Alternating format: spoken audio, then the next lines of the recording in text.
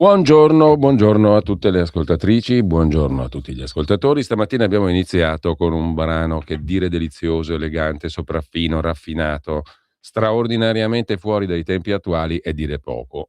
Un brano meraviglioso, a mio modesto giudizio, poi naturalmente ci saranno tante persone alle quali non è piaciuto, però trattasi di Snowy Morning Blues di James Price Johnson. Vi spiego dopo chi è. Intanto do il benvenuto e il buongiorno a Max del Papa, momentaneamente per Eccolo, telefono. Max, carissimo, buongiorno e buona mattinata a te. buongiorno. Ora abbiamo qualche problema di assetto, di collegamento col computer, con il solito mezzo per avere l'audio video. Se tu sei d'accordo, e se è possibile, ci riproviamo, ci prendiamo un'altra piccola pausa musicale che male non fa. Tu hai No, recentemente ecco che ci sono. Ci Aspetta sei? quando volete Allora, chiamatemi sul coso, che facciamo sono così. riuscito a entrare, viva Facciamo Dio. così, io prendo un attimo di tempo, tu riattacca, ti richiama la regia, Bene, ci bene, rimettiamo in bene, bene. collegamento, intanto io dico due cosette sul brano che abbiamo ascoltato e soprattutto sul suo autore, James Price Johnson. Se vi piace questo stile, che è lo stile che deriva direttamente dal ragtime di Scott Joplin, ed è lo stile di James Price Johnson, stride piano si chiama, vale a dire piano forte che ha forti debiti, totali debiti con il ragtime, giusto appunto. James Price Johnson, americano, nero, nasce nel 1894, muore a New York nel 55 del Novecento, è stato un compositore, un pianista eccelso, uno dei padri dello stride piano appunto, e abbiamo ascoltato nell'interpretazione di un altro incredibilmente abile pianista, Dick Hyman, una delle sue composizioni. Un altro genio della musica blues jazz statunitense, da molti definito il padre del blues, non è stato solo il padre del blues e del jazz, non è stato solo Jelly Roll Morton, ma anche William Christopher Handy, compositore, musicista blues e jazz, giusto appunto degli inizi, ma anche musicista raffinato, suonava Ravel come pochi, comunque ha scritto dei blues straordinari, tra i quali il celeberrimo, il mitico, oserei dire, St. Louis Blues. Max è arrivato nel frattempo, però io ho un paio di note, visto che tu la musica fa parte della tua vita, hai scritto un pezzo bellissimo sul tuo rapporto con Renato Zero, dal punto di vista umano, musicale, spirituale, Eh, psicologico e professionale. E hai messo anche sulla tua pagina Substack un pezzo del, di, di storia della musica meravigliosa, no? Hai messo un brano di Frank Zappa, che è beh sì, semplicemente quello. fantastico, no? Allora, siccome anch'io amo la musica e amo le contaminazioni, la musica di cui parliamo, il blues, è una musica che contamina parecchi generi, come il ragtime, che deve moltissimo anche all'Europa, al valzer, alla polka, eccetera, eccetera.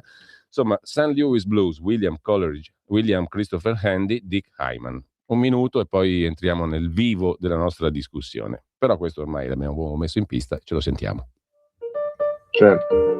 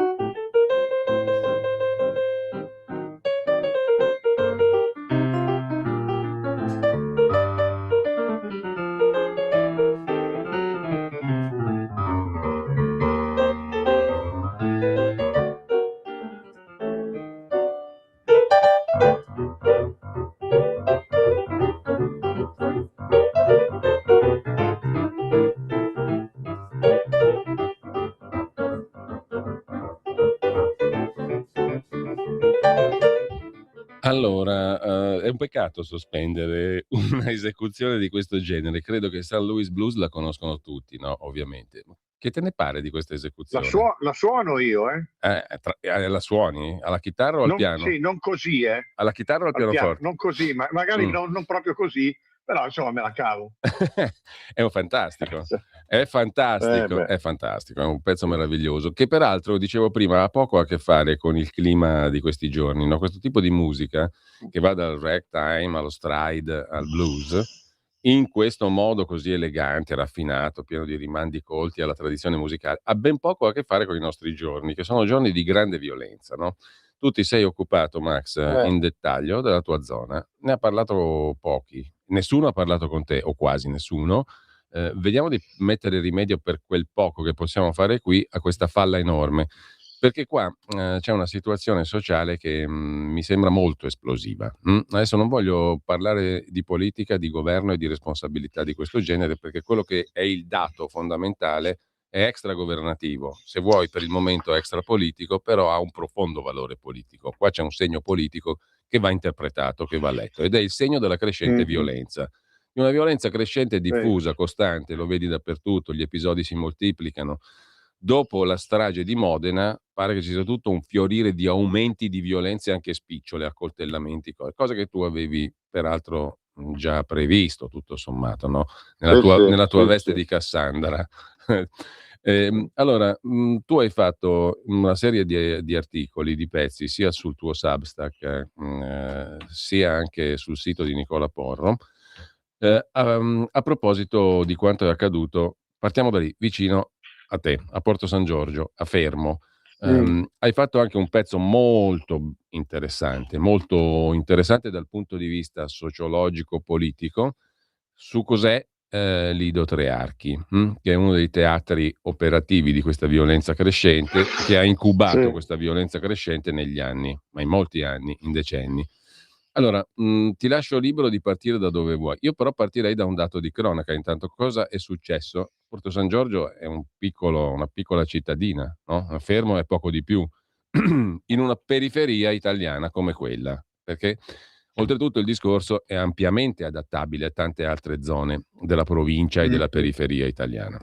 Soltanto lì cosa è successo negli ultimi 10-15 giorni? Facciamo il punto di cronaca e poi ci fai magari la storia che hai fatto nel tuo articolo del territorio e facciamo qualche ragionamento politico in senso lato, diciamo, non partitico, non governativo o antigovernativo, ma sul come mai questa roba qui questa violenza enorme sta dilagando. Abbiamo tutti negli occhi, tra l'altro, una violenza ancora superiore, che è quella che ha come teatro Belfast in queste ore, in questi giorni. Dopo lo sgozzamento per strada, il maciullamento e la cavatura degli occhi di un povero Cristo ad opera di un rifugiato. Lì poi ho visto molti articoli sulla stampa inglese che hanno nel mirino il modo in cui sono arrivate troppe persone con facilità anche in Gran Bretagna, nell'Irlanda del Nord, eccetera, eccetera. I canali che sono stati sfruttati perfino dalla mafia albanese, da tanti altri trafficanti. Sembra di leggere le cronache del Mediterraneo, ma siamo oltre la Manica, no? Torniamo dalle tue parti e facciamo la cronaca. Max. Non c'è molto da dire, ci sono stati 2 tentati omicidi in 48 ore, più le minacce aperte al sindaco di Porto San Giorgio di ucciderlo, sempre degli stessi. E questa cosa è stata molto molto minimizzata, perché non è una situazione che viene fuori nell'ultimo anno. Devo dire che il sito della radio ha ripreso questa questione, anche la nostra conversazione. Però voglio dire, è stato uno dei pochi organi di informazione che lo ha fatto, no? Oltre alla nostra trasmissione. E nessuno, come giustamente tu hai notato, ti ha interpellato. Ti seguono, tu hai fatto delle dirette. C'è anche adesso un appuntamento nuovo sul tuo canale YouTube, che è il TG Max, no? L'hai chiamato così, che è una puntualizzazione, diciamo, serale, dove hai parlato in dettaglio di queste cose qua. Molti ti seguono però nessuno ti interpella. Adesso non per dire, ma adesso No, non è questo il punto. Il punto è, qua c'è una sottovalutazione pesante di una serie di fenomeni e di fatti. Ti lascio di nuovo la parola per tornare ai fatti, no? Fatti gravi, perché c'è anche una persona, un padre di famiglia, un albanese lavoratore, che è stato aggredito sì, brutalmente sì, a colpi di pietra e forse volevano sgozzarlo oppure tagliargli la testa. sì, Mm. sì, sì, Perché sì, poi? Perché? Come nasce quella roba lì, per esempio? questo qui è un albanese che è qui da 30 anni, ha fatto famiglia italiana, moglie italiana, figli italiani. Il suocero italiano hanno cercato un gruppo di nordafricani che era compresa col suocero, hanno cercato di rapinarlo e di massacrarlo. Lui ha visto, era affacciato alla finestra, è sceso a difenderlo e questi lo hanno tirato fuori da un ristorante, l'hanno preso, gli hanno spaccato la testa con la pietra e poi pare che urlando sempre, inneggiando ad Allah, cercassero di staccargli la testa. Insomma, questo qui adesso non si sa se si salva perché è in coma all'ospedale ad Ancona, Torrette, è un tentato omicidio. Naturalmente non se n'è parlato qua. Credo che la differenza rispetto a tanti altri posti, vabbè, in Veneto per esempio succedono queste cose e la gente si allarma e lo dice. Se succedono nel gran casino di una metropoli, Roma, Milano, lo si dà in qualche modo per scontato perché oramai la situazione delle metropoli è, non dico fuori controllo, ma irreversibile. Qui è una cosa un po' diversa, qui si tende, c'è proprio lo struzzo, si tende a non vedere, non si vuole vedere. E il fatto che ci siano stati 2 tentati omicidi in 48 ore avrebbe dovuto sconcertare. Ha sconcertato dall'Inghilterra, ha sconcertato certe fonti europee che l'hanno ripresa. Qui no, qui non se ne è parlato subito più, questi qua non sono stati arrestati e questa è una situazione che è successa a Lido Tre Archi dove da anni infuria una guerra tribale tra bande, tra albanesi e nordafricani, però qui l'albanese non c'entra perché era un italiano di fatto, per il controllo della droga e anche tra bande nordafricane tra loro, con omicidi, con amputazioni, eccetera. La cosa tutti la sanno e tutti fanno finta di niente perché è una cosa che sale da lontano. Tre Archi è così da 45 anni, è quello che è rimasto di una speculazione edilizia fatta all'inizio degli anni Ottanta dal Partito Comunista che comandava a Fermo e poi si è trascinata sempre, è diventato uno dei buchi neri del mondo. Quindi qua è meglio non parlare, qui ci sono fatti del genere tutte le notti. Ma siccome questa cosa è stata agevolata anche da un punto di vista politico delle istituzioni, qui c'è stata gente che ha costruito il suo potere, il suo feudo, ed io è meglio che non dica neanche, è meglio che non dica qui collegato anche a quali politiche, a quali forze politiche, è meglio. Poi quando succede qualche cosa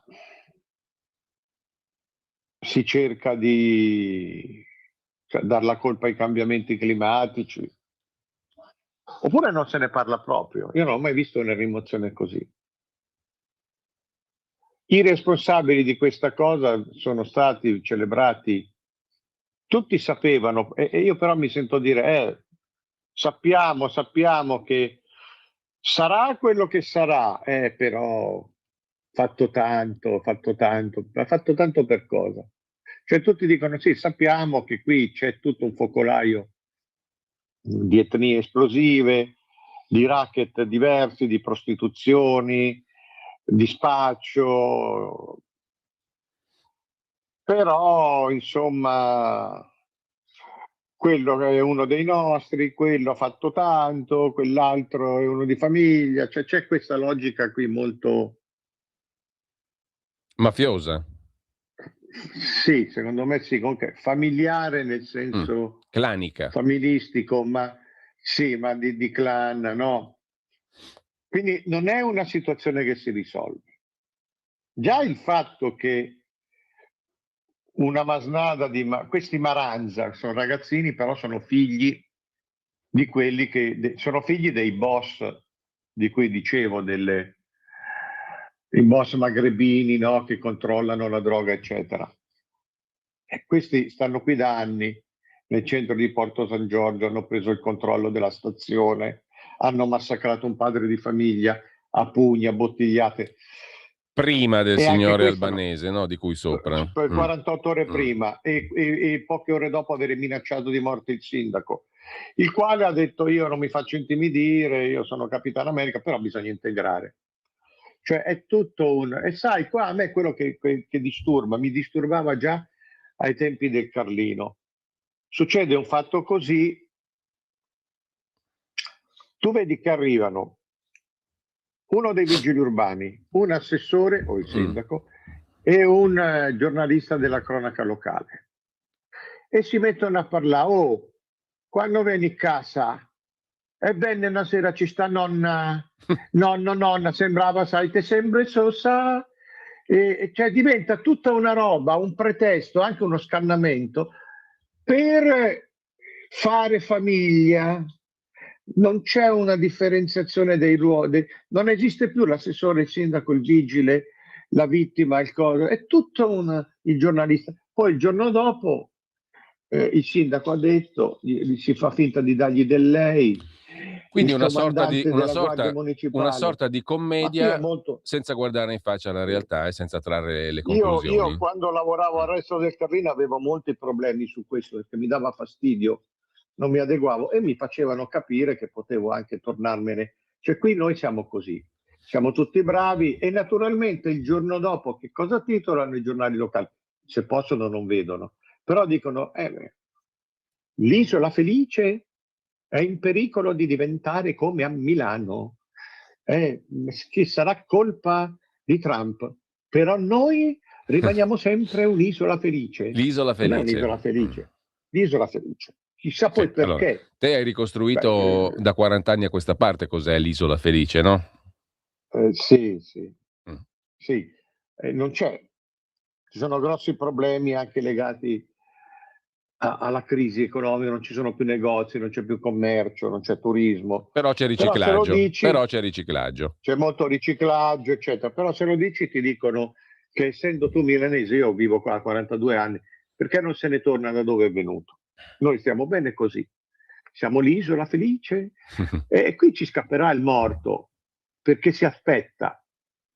È una situazione abbastanza interessante anche, detto in maniera cinica, perché? Perché questo credo sia il primo centro, un centro di 15.000 persone, quasi tutti vecchi. È il primo centro in cui un primo cittadino, che in un centro così piccolo è anche, fa le veci del commissario, è responsabile della sicurezza pubblica, no? Viene minacciato in faccia ai vigili urbani: ti squartiamo, ti veniamo a prendere te e la tua famiglia. È il primo caso, credo, in Europa, cioè non è successo a Belfast, non è successo a Molenbeek, non è successo a Londra, non è successo a Parigi, succede qua. Io lo scrivo e nessuno mi interpella. Ma non è che devono interpellare me perché mi Sì, chiamo Del appunto, Papa, appunto. devono interpellare me perché, essendo in un modo o nell'altro l'unico eh, cronista che ha una dimensione nazionale e che guarda caso vive qua, forse avrebbe qualcosa da raccontare. Invece no, perché comunque questo è un posto, sai, questi sono posti molto piccoli che non fanno notizia. Ho capito, Sì, però ho visto che la vostra radio mi ha ripreso, ha rilanciato un po' di clip, sì. eccetera. E che dobbiamo fare? La situazione sta così. E io ti dico Però qua, scusami Max, adesso, quella minaccia terribile, cioè squartiamo te e la tua famiglia al sindaco davanti sì, davanti ai sì, vigili urbani, è finita sì, lì? sì, sì, no, è tutto finito Ma lì. scusami, a me sembra aberrante, mostruoso, incredibile che sia finita lì. Cioè è finita in una denuncina alla locale stazione di Ma non polizia, ai credo ci carabinieri, siano state nemmeno, denunce, non nemmeno. credo che ci siano stati dei colloqui.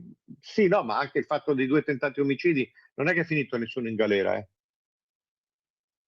Cioè gli autori dei 2 tentati omicidi sono stati individuati?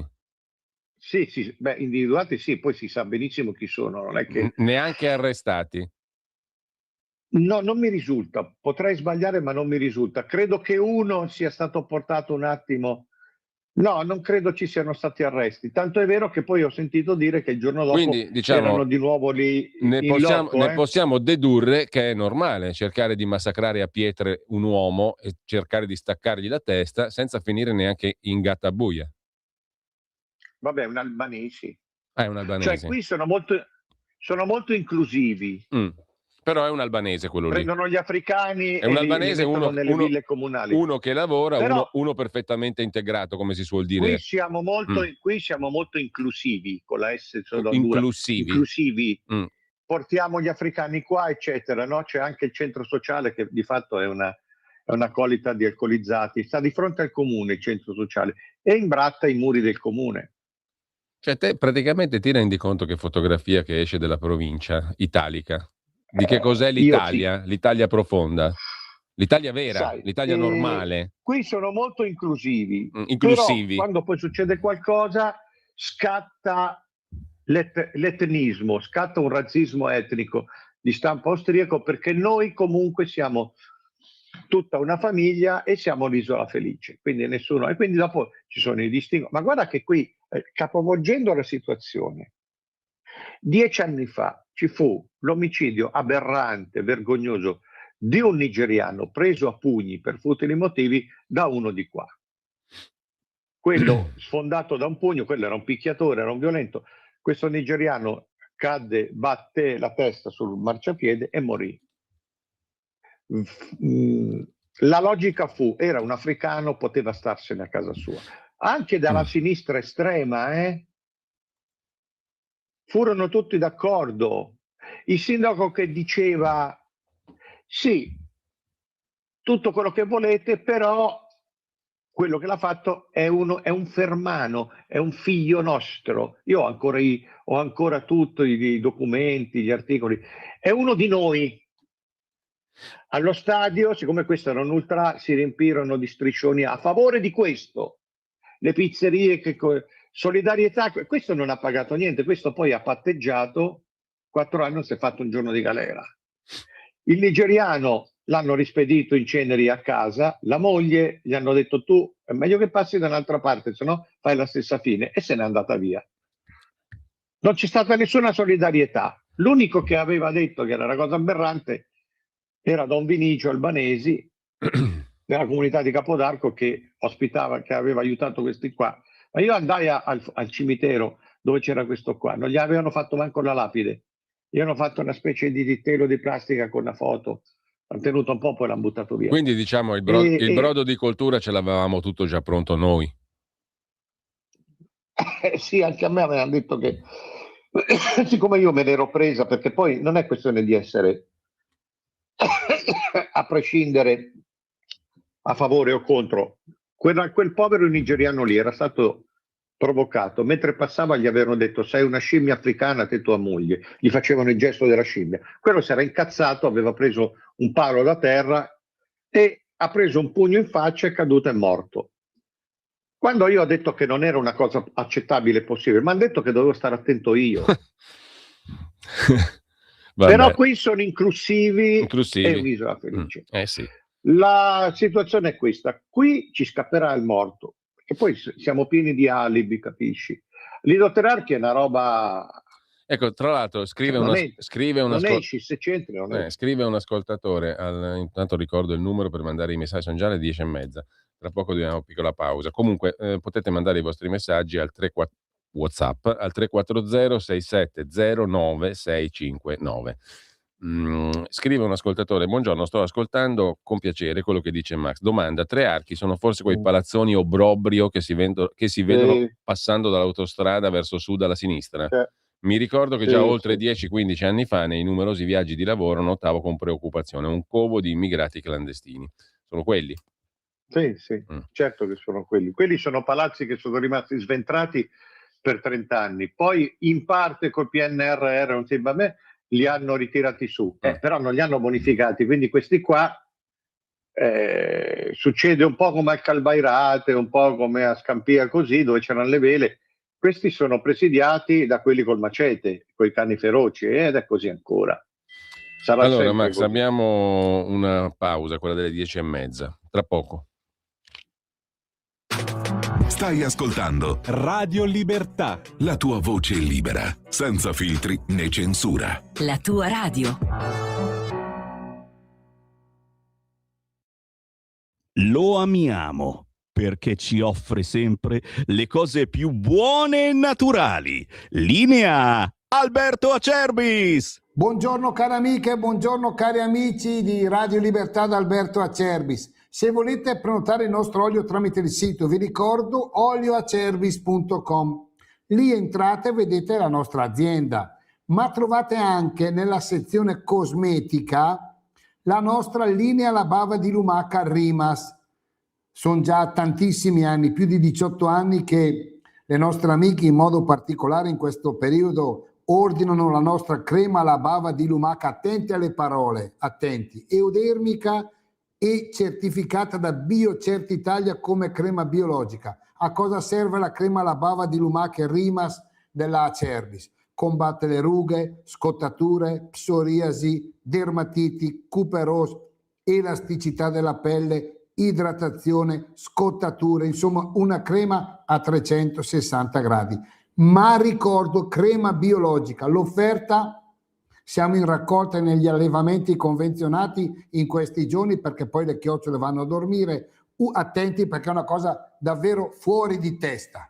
Una crema alla bava di lumache biologiche Eudermica Rimas, 35 euro, trasporto gratuito, ma 3 Rimas, 3 non hanno scadenza, siete a posto fino a settembre, 79 euro. Chiamate 030 68 40 408, produzione limitata, oppure olioacerbis.com, sezione cosmetica.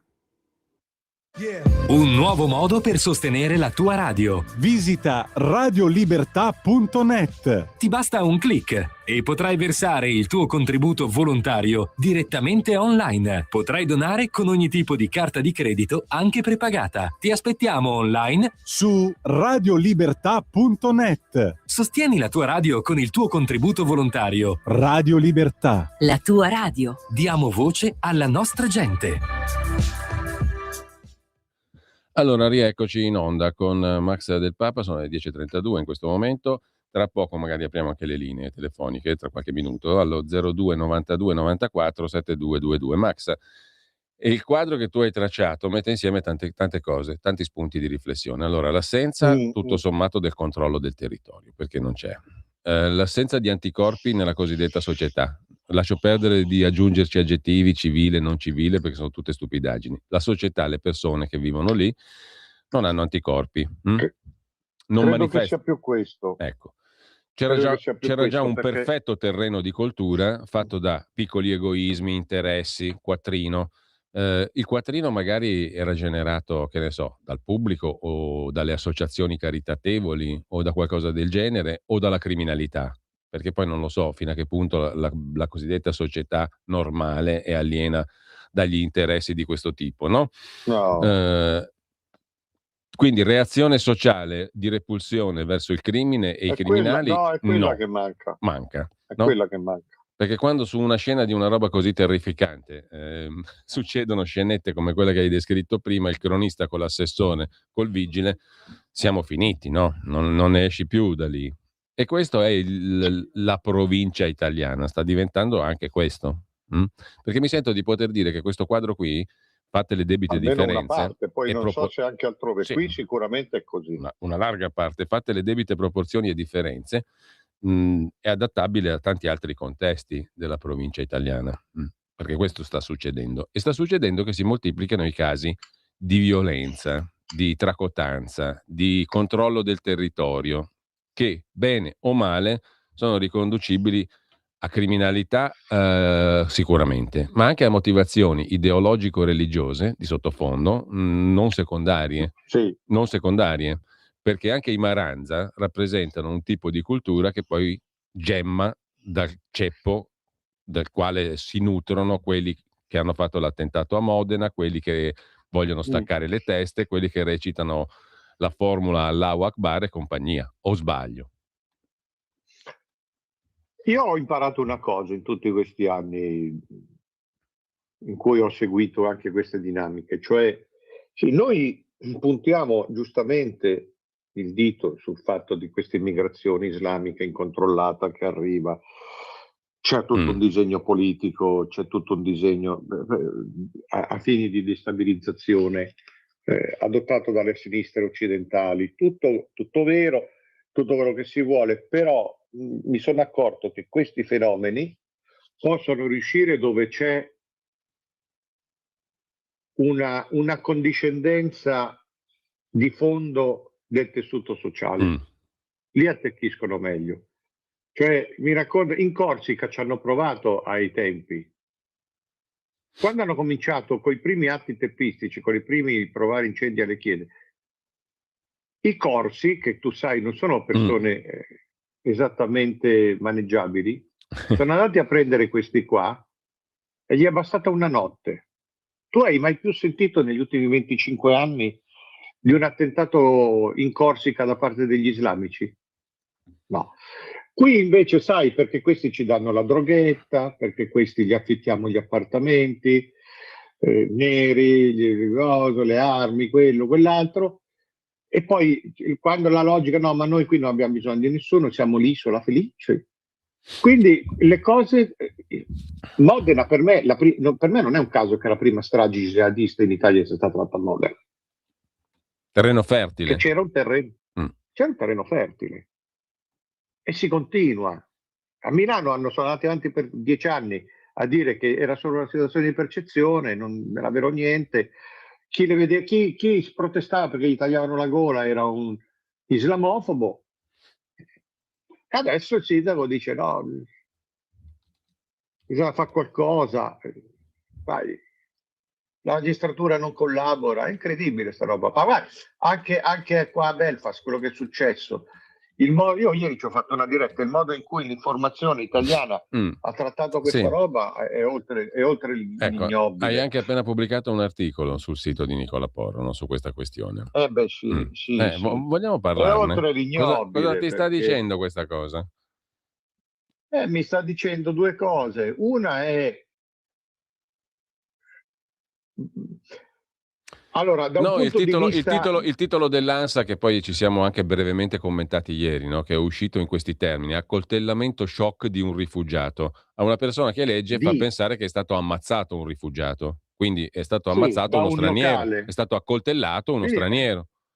Ecco, è tutto il contrario, no? Appunto. Cioè è il rifugiato che ha... Allora, non è un accoltellamento, ha cercato di segargli il collo come un ramo di un albero, gli ha enucleato gli occhi, gli ha tagliato tutta la faccia a fette. Allora qui non possono essere errori di insipienza, qui c'è proprio un disegno. Noi sappiamo che l'informazione è tutta comperata da tutta quella galassia islamica, Emirati, sceicchi, Soros, cose, lo sappiamo, sono corrotti questi qua.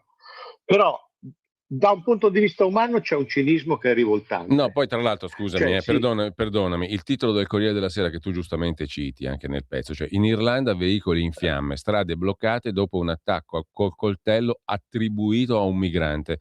Allora va bene tutto, però i protagonisti della scena erano due, uno che gli segano il collo e quell'altro che glielo sega. Non è attribuito a una persona, no? Attribuito, c'è il filmato. Attribuito.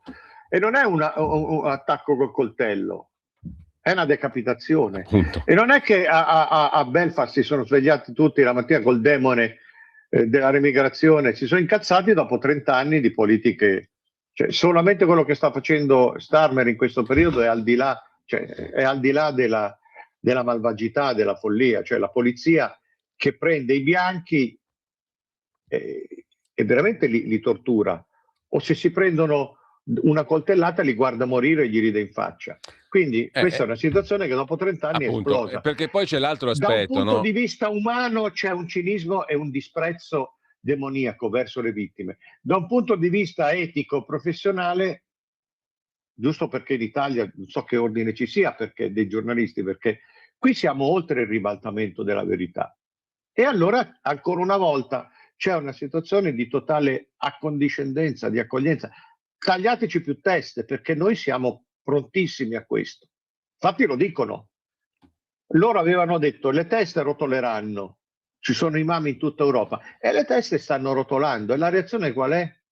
La reazione è far capire che a essere aggredito è stato l'aggressore. Questo mi fa capire che non se ne esce.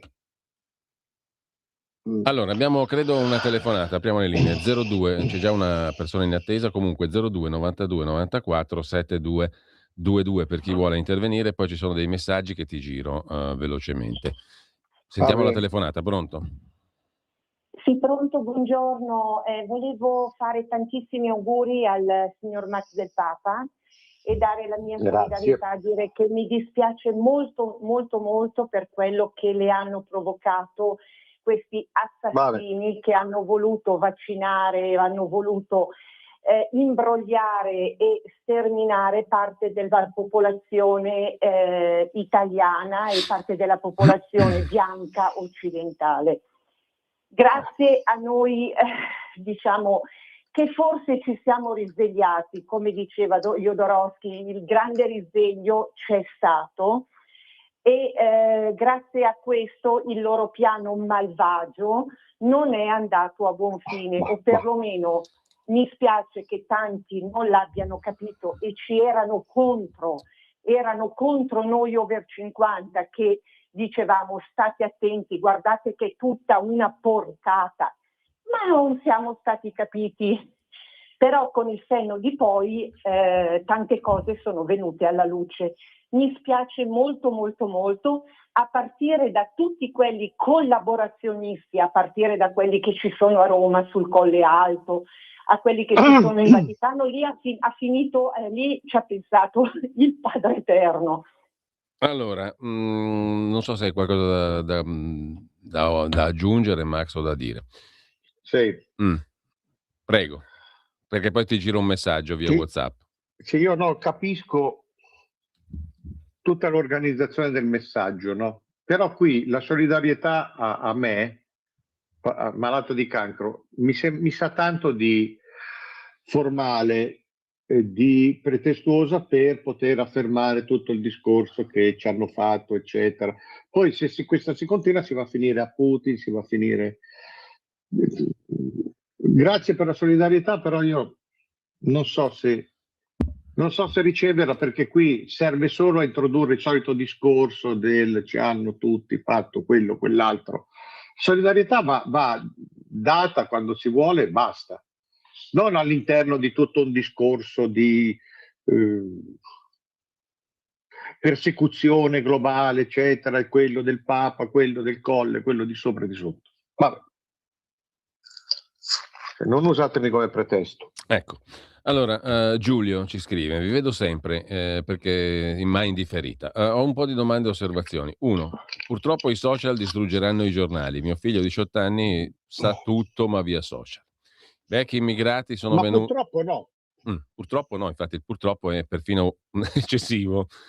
È un di troppo il purtroppo. I vecchi immigrati sono venuti per motivi economici, per questo non riescono a istruire i figli che vivono solo sui social. Gli islamisti uniscono Stato e religione, perciò non si integrano. Grazie al CAV, non so se Berlusconi, non ho capito, sono andato tante volte in Russia, ho girato molto. Uno Stato così grande e diverso può essere governato con mano forte e i russi amano Putin. Ecchilo qua. 5. L'egemonia culturale della sinistra può essere battuta solo sul suo campo, esempio Pansa, o come me, che sono unico italiano dopo il segretario di Togliatti ad aver rovistato le carte nell'archivio del Comintern e aver visto le bugie del PC. Giulio Napoleone scrive questo messaggio, non so chi sia. Comunque, lui è l'unico italiano che dopo Togliatti ha visto gli archivi del Comintern e ha visto le bugie del PC. E quindi deve essere molto interessante quello che ha visto, presumo, signor Giulio. Comunque, al di là di questo, Max, c'è un altro aspetto del tuo articolo che vorrei che discutessimo un attimo, no? Perché è un altro di quegli aspetti che caratterizzano tutti questi gesti di violenza, solo che forse quando uno comincia a capire che sono tante questi episodi, no? Capisce che questa narrazione non sta più in piedi. Qual è la narrazione sulla quale tu punti il dito giustamente? Che qua tutti questi episodi sembrano così, dei botti casuali, delle bombe che esplodono senza che ci sia un prima, senza che ci sia un motivo e chissà perché, no? Sì, sì. Non è così. Non è così. Con tutta Il evidenza. caso dei tre archi che tu hai raccontato benissimo ci spiega che non è così. E forse bisogna cominciare a prendere atto di questo. Il caso dei tre archi si deve al fatto che sì, le migrazioni clandestine, quello, quell'altro, ma il caso dei tre archi da un punto di vista, diciamo, di gestione e anche di istituzione è tutto italiano, è tutto locale. Non ci sarebbe stato il tre archi senza la condiscendenza e vorrei dire anche la complicità delle istituzioni locali in 45 anni. Fine della storia. E io qua non do neanche la colpa alla polizia, eccetera, che la polizia ci va, fa quello che può, finiscono in ospedale anche loro, però è il classico caso in cui non puoi fare niente. Però, non puoi fare niente tranne prenderti i colpi d'accetta in testa. Max, Belfast. No, la responsabilità istituzionale è locale, allora, e anche della società. Fammi fare un parallelo. Tu ti sei occupato con i tuoi articoli, con quello che hai scritto in questa settimana, ho citato le fonti, sia del territorio in cui vivi, no? Ne abbiamo parlato fino adesso, sia di Belfast, dove ci sono apparentemente due tipi di reazione molto diversa. Perché a Belfast abbiamo visto anche i cittadini incazzarsi, andare per strada, bruciare, andare a prendere anche immigrati nelle case o nei negozi, il che, diciamo, non è una cosa propriamente raccomandabile, bella, giusta, positiva. No, però va anche compresa. No, a parte il comprenderla, io però mi pongo un problema ulteriore, te lo giro e voglio capire come la pensi tu.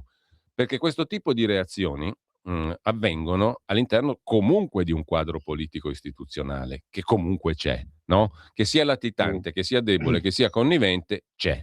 E allora quando tu sei davanti a una situazione di questo genere, cosa fai? Vuoi fomentare la guerra civile? A che pro? A che scopo? Qual è la finalità? O non ne hai? Sei semplicemente un pavido, un cretino, un corrotto che cerca di tirare avanti con i propri interessucci, che siano economici, che siano politici, che siano di bottega, e non vedi e fai finta di non vedere. Non credo. Quindi, diciamo, quando tu ti rendi conto, perché se ne rendono conto tutti, che la situazione sociale sta esplodendo, diventa esplosiva negli anni, nei mesi e via via, allora e arrivi a questo, che io cittadino vado a prendere casa per casa l'immigrato o vado nel negozio dell'immigrato, lo deporto, lo tiro fuori, lo brucio, c'è qualcosa che evidentemente ha superato il limite da tutte le parti. Allora, dove si vuole arrivare? Chi regge il gioco? Dove vuole arrivare? Non lo so, adesso sento dire che queste reazioni sono cavalcate per creare il presupposto, per stringere le libertà democratiche. Perché a me, fammi dire una cosa, che uno come fammi dire che uno come Elon Musk, che su X dica bravi, fate bene, andate a incazzarvi, a bruciare, andare a prendere gli immigrati casa per casa. Sì, però te vivi in villa e sei il più ricco del mondo. C'è qualcosa che non mi quadra in tutto questo, capisci? Da tutte le parti in causa. Sì, tutti dopo cercano di dare la loro lettura e sai, la politica, ottenere quello che possono. A destra ci cavalcano sopra, a sinistra insistono nel vittimismo e dicono che sono le destre neonaziste, quelli di destra dicono che sono gli stessi di sinistra in funzione di provocatori. Io vedo, a me sembra semplicemente che la gente dopo 30 anni là si è stufata, e credo che ce l'abbiano moltissimo con Starmer, soprattutto perché Starmer è un provocatore, è uno che gli manda la polizia in casa, è uno che di fronte a delle decapitazioni islamiche non fa una piega, però se uno fa un tweet, fa un post, ti mandano la polizia in casa. Credo che alla fine sia esploso tutto questo in sofferenza dopo 30 anni di provocazione anche. E poi faccio anche un altro ragionamento, però, cioè io non non ho sentito nessuno, ma neanche dell'Islam cosiddetto moderato, prendere le distanze da questi atti, no? Le decapitazioni, le stragi, gli stupri. Io non sento mai un islamico dire no, questo è sbagliato, no, questo è inaccettabile, no, di questo ci vergogniamo. Non li sento mai. Li sento solo praticare il vittimismo. Anche X è pieno di siti, di profili, sono evidentemente provocatori, che dicono guardate, europei schifosi ci stanno facendo il pogrom, quello, quell'altro, no, non voglio vivere. Però non ho mai sentito uno dire, però anche noi in 30 anni che esempio di integrazione abbiamo dato, che collaborazione abbiamo offerto. Non c'è mai un esame di coscienza collettivo da parte di questo Islam che in 30 anni ha avuto tutte le opportunità, tutte le occasioni. Non mi pare che abbiano mai fornito nessun apporto a un livello di civiltà, di società. Mai.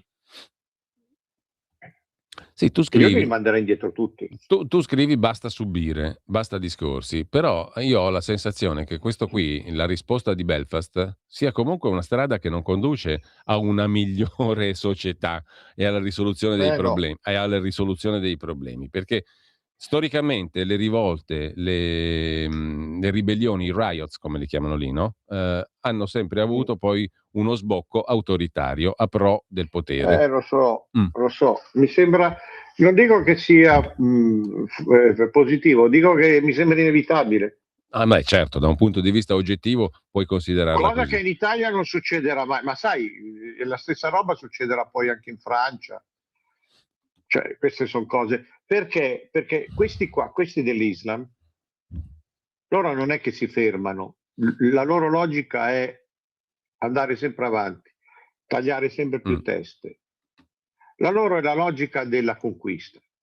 E siccome questi non si fermeranno e non prenderanno nessuna distanza dal rifugiato che sega un collo, crescerà anche la rabbia di reazione, l'insofferenza di quelli che si vedono aggrediti così, perché sai, dopo 30 anni succederà dappertutto meno che in Italia, perché in Italia abbiamo una sensibilità diversa, cioè non ci stanchiamo mai di questo. Io sarei per la remigrazione, io sarei per invertire i termini dell'azione. Noi in 30 anni abbiamo accolto il 90% e mandato indietro, se andava bene, quel 10% di tagliagole. Io a questo punto farei il contrario. Terrei il 10% e manderei via il 90%.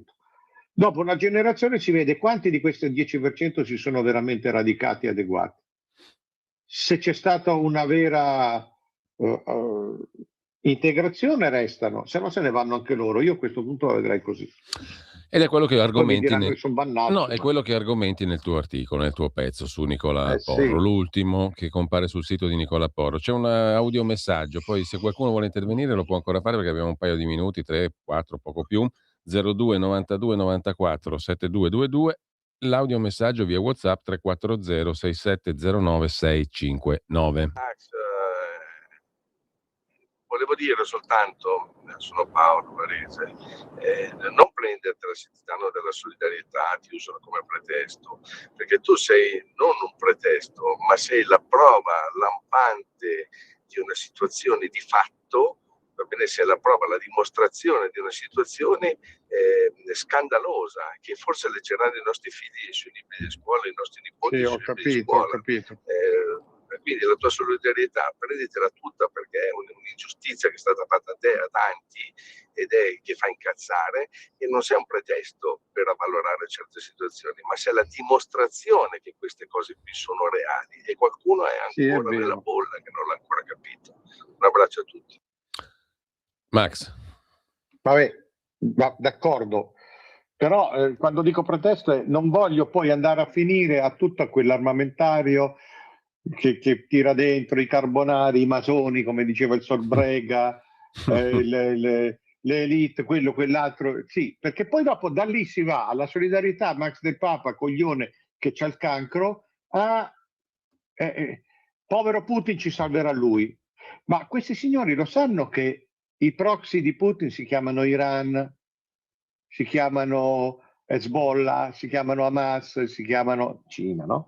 Si chiamano, cioè questo li protegge. Allora che senso ha incazzarsi perché con l'Islam di conquista e però dire che ci salva uno che li protegge? Io non voglio fare da pretesto a questa roba qua. L'ho detto tante volte, fate pace con la vostra logica. Poi se mi si viene a dire che c'è stato fatto tutto un inganno, quello che sì, d'accordo, certo, sono 4 anni che lo denuncio. Però io preferisco la solidarietà, mandarla a un livello personale, non allargare tutto il discorso. Su questa faccenda qua io credo che la conquista oramai sia irreversibile. Stavo giusto andando a un altro pezzo che è scritto per il Giornale d'Italia, no? Dove tu ricordi un antico motto, Grecia capta, ferum victorem cepit. Cioè la Grecia catturata poi ha vinto perché era superiore culturalmente, eccetera, eccetera. No, ha sottomesso culturalmente e valorialmente il vincitore, l'invasore romano. Non è così nel caso nostro, tu dici. Qua invece la battaglia l'abbiamo persa, e non solo dal punto di vista culturale, perché abbiamo importato conquista e quindi subiamo conquista. Senza antidoti. Senza antidoti, come non è senza antidoti, anzi è connivente la società che hai descritto all'inizio. Io mi ero sbagliato, pensavo anch'io che questi venendo avrebbero scoperto la douce de vivre e quindi si sarebbero adeguati. Invece forse mi sono sbagliato perché l'errore è stato non solo offrirgli tutte le comodità che questi non conoscevano, che non avevano nei loro paesi d'origine, ma offrirgliela in un modo sottomesso a prescindere, dargli sempre di più, non chiedergli niente, quello che dice anche Rampini, non esigere mai neanche il minimo impegno per adeguarsi, per cooperare, per dare un apporto. No, più ti do e più sono io, mi batto, e più sono un verme, più sono, perché 700 anni fa, 500 anni fa, i miei antenati colonialisti. Quindi gli è stato dato il tutto e gli è stata anche data la motivazione per disprezzarci. Quindi questi qua, i Maranza, no? Le seconde generazioni, hanno preso tutto, griffati, ricchi, dediti a non fare niente, però si sono radicati nell'odio verso chi gli ha dato tutto, perché era molto facile, perché c'era una strada aperta. Quindi tu vedi questi Maranza con i soldi, con le scarpe firmate, con i griffati, che si firmano e dicono Italia di merda, Europa di merda, l'Islam vince, Allah trionfa. È stato quello l'errore e credo che sia irreversibile, perché l'Europa non vuole smettere di darsi addosso da solo, e ha ragione Rampini, questo nuovo libro Pani e Cannoni, l'Europa occidentale, 80 anni di pace, unico posto al mondo sotto l'ombrello della NATO, che è un ombrello evidentemente interessato, per carità, però gli ha dato 80 anni di pace e noi ci siamo rincoglioniti completamente. Mentre noi ci trastullavamo col gender nelle scuole, col woke, coi sensi di colpa, l'Islam stendeva la sua rete di conquista, sia coi soldi, con la corruzione, sia con le stragi, sia con la penetrazione culturale.